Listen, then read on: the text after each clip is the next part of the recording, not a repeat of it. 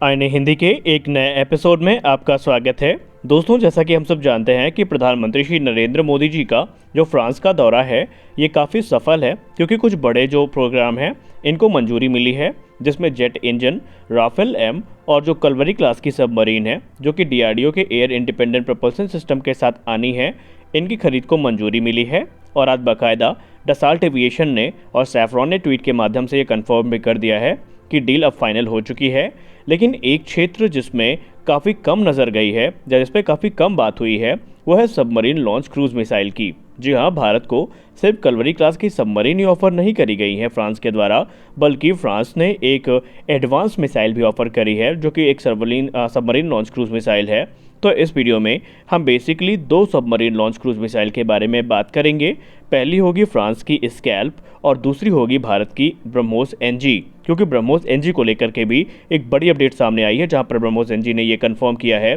कि वो इस समय ब्रह्मोस एनजी पर आधारित एक सबमरीन लॉन्च मिसाइल बना रहे हैं। तो आइए जानते हैं इन दोनों मिसाइल्स के बारे में डिटेल में, और शुरुआत करते हैं आज के अपने इस वीडियो की स्कैल्प के नेवल वेरिएंट से। तो आइए शुरू करते हैं आज का अपना ये वीडियो। प्रधानमंत्री श्री नरेंद्र मोदी जी का फ्रांस का दौरा काफ़ी व्यस्त था और उसमें कई डिफेंस अपडेट ऐसी सामने आई जिनको कवर नहीं किया जा सका या जो मेन स्ट्रीम मीडिया में आने से रह गईं, और उनमें से एक ऑफर था स्कैल्प के नेवल वेरिएंट का। दोस्तों, अगर हम स्कैल्प के नेवल वेरिएंट की बात करें तो ये एक सबसोनिक क्रूज मिसाइल है जिसको भारतीय नौसेना की 6 कलवरी क्लास की सबमरीन्स जो हैं उनके लिए फ्रांस के द्वारा ऑफर किया गया है। हालांकि ऐसा भी नहीं है कि ये मिसाइल अंडर डेवलपमेंट है, बल्कि खुद इन मिसाइल को फ्रांस की जो बाराकुडा क्लास की न्यूक्लियर पावर अटैक सबमरीन्स हैं उनमें इस्तेमाल किया जाता है। इनिशियली जो रिपोर्ट सामने आ रही हैं वो ये कहती हैं कि फ्रांस ने 50 की संख्या में इन मिसाइल्स को खरीदा है और ये मिसाइल्स ऑलरेडी इस समय ऑपरेशनल भी हैं। अगर हम स्कैल्प क्रूज मिसाइल के नेवल वेरिएंट की बात करें तो ये हाईली एडवांस वेपन सिस्टम है जिनको बेसिकली नेवल ऑपरेशंस और उनकी रिक्वायरमेंट के आधार पर विकसित किया गया है। जब बात आती है इनकी रेंज और प्रिसीजन की तो पूरी तरीके से गेम चेंज हो जाता है,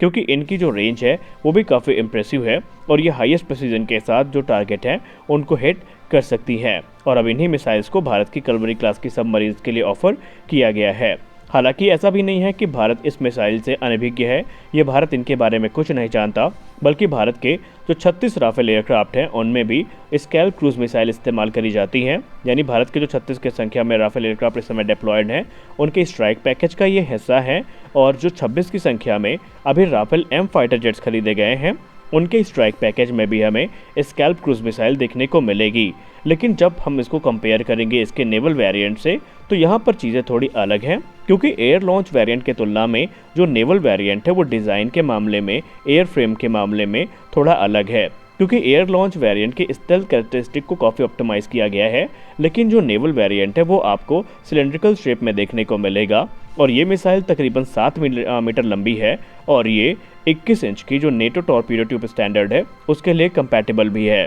स्कैल्प क्रूज मिसाइल के नेवल वेरिएंट को इस प्रकार विकसित किया गया है कि ये मिसाइल हाईली वर्सेटाइल होगी और इसकी जो रेंज है वो 500 किलोमीटर से ज़्यादा की है। अगर हम डिफेंस एक्सपर्ट्स की बात माने तो उनका ये दावा है कि इस मिसाइल की रेंज तकरीबन 700 किलोमीटर की है और इसकी जो कैपेबिलिटी है वो इसे और भी ज़्यादा घातक बना देती है। अगर हम बात करें डिफेंस एक्सपर्ट्स की तो ये कहते हैं कि जब भारत की कलवरी क्लास सबमरीन को इन सबमरीन लॉन्च क्रूज मिसाइल से इक्विप किया जाएगा तो उनकी जो स्ट्राइक कैपेबिलिटी है वो काफ़ी ज़्यादा बढ़ जाएगी। स्कैल्प के नेवल वेरिएंट को एडवांस टेक्नोलॉजी से इक्विप किया गया है जिसमें इसके इफेक्टिवनेस को इन्हेंस किया गया है, वहीं इसकी स्टेल्थ कैरेक्टरिस्टिक्स का भी ध्यान रखा गया है। अब अगर हम बात करें इस मिसाइल की तो जब ये लॉन्च होती है यानी जो इसका बूस्ट फेज़ होता है, मिसाइल के बाहर आने के बाद जो बूस्टर है वो अलग हो जाता है और बाद में मिसाइल की जो 2 विंग हैं और 3 रियर फिन्स हैं उनको डिप्लॉय किया जाता है। और इस मिसाइल में एक माइक्रो टर्बोजेट इंजन भी इस्तेमाल किया गया है जो कि इसको नेसेसरी जो प्रोपल्शन है मिशन के दौरान